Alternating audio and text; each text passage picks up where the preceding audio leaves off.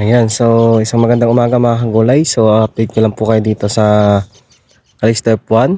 Ito yung halos lagpas poste na. So nakikita nyo ang ganda ng daanan ngayon kasi pinapatalian natin at para hindi tayo mahirapang mag-harvest at saka mag-spray. So bali mga kagulay, yung ginamit nga pala dito yung lighting na single shot. So ito po siya, no? Ito. Tapos yung pinang-ipit mga kagulay ay single shot din na lighting na itim. Ayan. So, tapos dito sa sanga na nakaharang dito nung nakaharang araw, pinantali naman po dito yung 6 ply. So, ito siya 6 ply na straw. So, nabibili po siya na himay-himay na kaya mas mabilis at mas matipid pagka pangalalay natin ito sa mga sanga na nasa ilalim. So, ito, papakita ko sa inyo yung tali na straw. Ayan. Ayan. So, ganyan po itsura niyan. Yung mga gusto nga palang mag-order, lalagay ko na lang po sa comment section. At yun, papakita ko sa inyo yung mga nagtatali dito. Ayan. So, bali tatlo silang nag-ano dito, nag-niletting.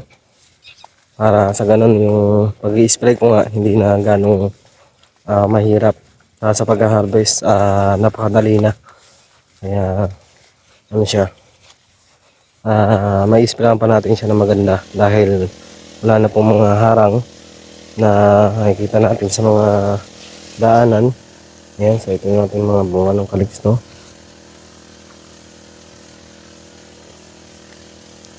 So bali mga nagtatali dito ay sila rin yung mga nag-harvest dito sa talong, kasi ganun po ang usapan dito kung sino po yung nagtali, sino po yung natatawag namin pag kailangan namin ng katulong, sila rin po hanggang sa pag-harvest. Mayroon siya mga pagdidilaw. Ayan, nangungulag na siya, so naglalagas na siya ng dahon. So makikita nyo marami ng lagas, tapos magpapanibagong dahon ulit siya para sa ganun labasan ng mga bagong talbos. Ayan, so mga bagong talbos siya. Ayan, so ito po yung hindi natalian, tapos dito yung nagtataling isa.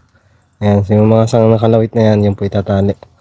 Ayan, so binubuhulan bawat sanga yan. So ito yung kanyang natalian. Kita nyo wala nang nakaharang, at syempre sa pag-spray nga wala nang masyadong sabit-sabit pa sa braso, at medyo magaspang nga din to pagka laging nasasalat, makati din. Kaya pagka nag-i-spray, ayan, kagandahan, na-sprayan pa ng maganda.